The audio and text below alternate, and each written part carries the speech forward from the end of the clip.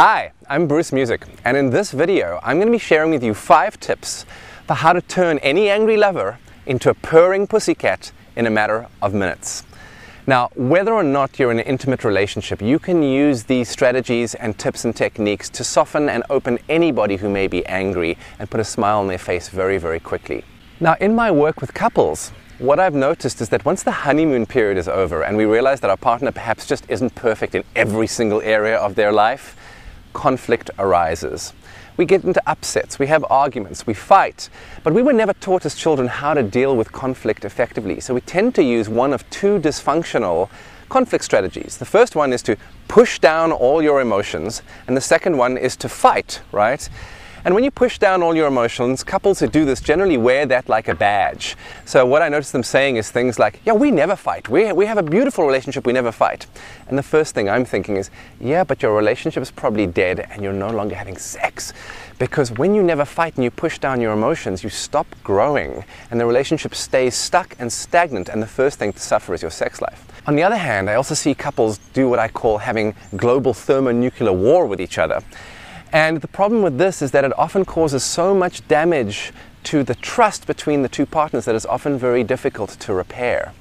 There's a third option that I want to share with you, what I call fighting for love, a functional strategy for getting through arguments and conflict in a way that actually increases the amount of love afterwards, increases your connection, and you never know, may even improve the sex you're having. Now, imagine the scene.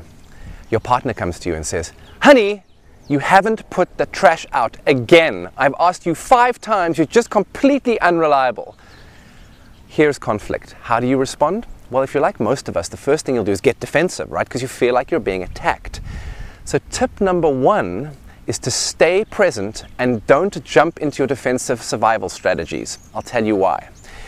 When you get defensive, you jump straight into fight or flight, the brain's survival mode. Your brain perceives that you're being attacked, so it knows 2 strategies to deal with an attack. One is to fight, and the other one is to flee, to run like mad, right? To get away from the perceived attack. The problem is, both of these strategies force all the blood from your brain into your limbic system, into your body, to give you more energy to be able to fight or to be able to run. And when there's no oxygen in your brain, what ends up happening is you become stupid. Have you ever been in an argument with somebody and said the dumbest things, and afterwards you looked back and you laughed with your partner and you said, "Why did we even say those things?" That's because you were dumb. You were stupid. You had no oxygen in your brain to think. So if you want to resolve conflict effectively, make sure you've got oxygen in your brain. And the way to do that is to breathe. Drop your shoulders and get present to the sensations in your body. This will keep you present in the moment and stop you moving into fight or flight. Tip number 2, gift your partner with the experience of feeling heard. More than anything, I think all human beings want is the experience of feeling heard and gotten by another person. And you can give this to your partner as a gift. And there's 2 techniques I can teach you for how to do this. The first is to validate the logic behind what your partner's saying. So let your partner just speak. Let them say what's on their mind, complain, bitch, moan, whatever the case may be. And then once they're done, validate the logic. And you may want to use this sentence.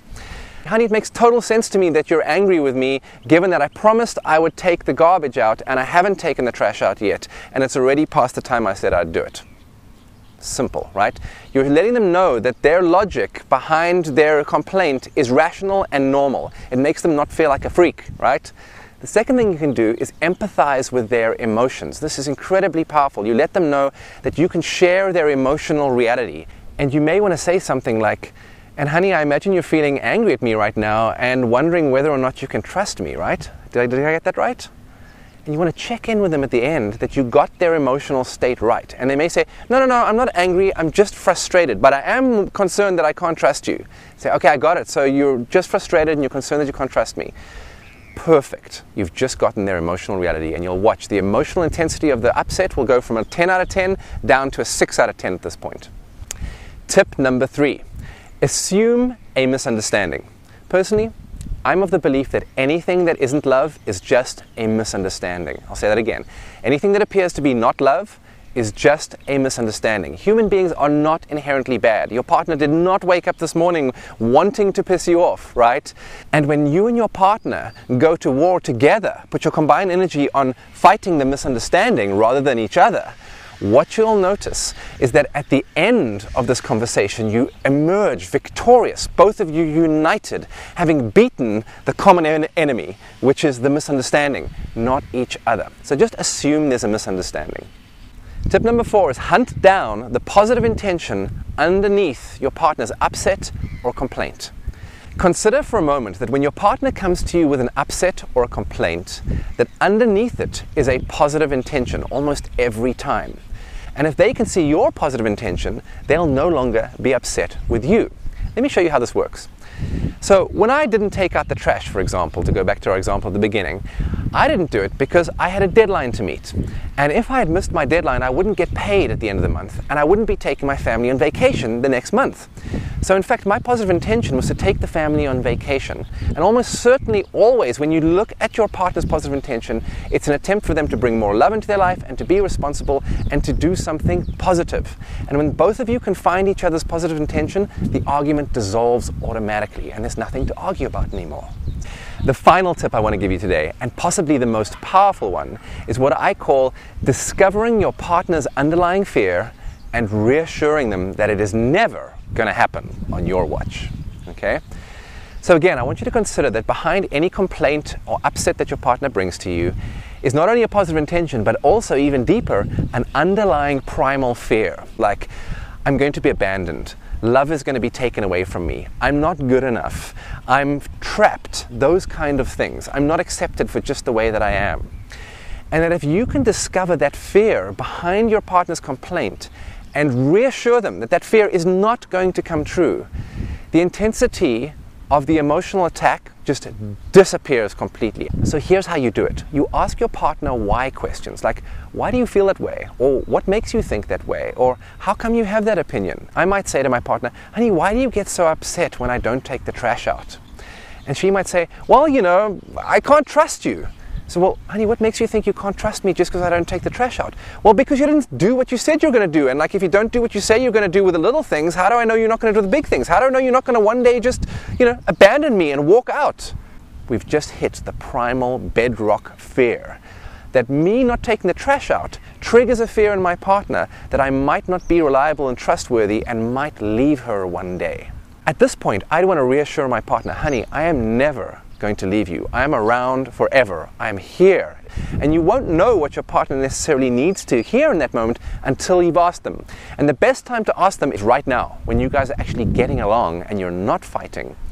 For me, my primal fear that almost certainly comes up in any argument is fear of abandonment. So I've told her that more than anything, what I need to hear when I'm being triggered is, honey, I'm right by your side. I'm right here. I'm never going to leave you. I love you unconditionally. I'm your partner. I'm here for life. That kind of thing.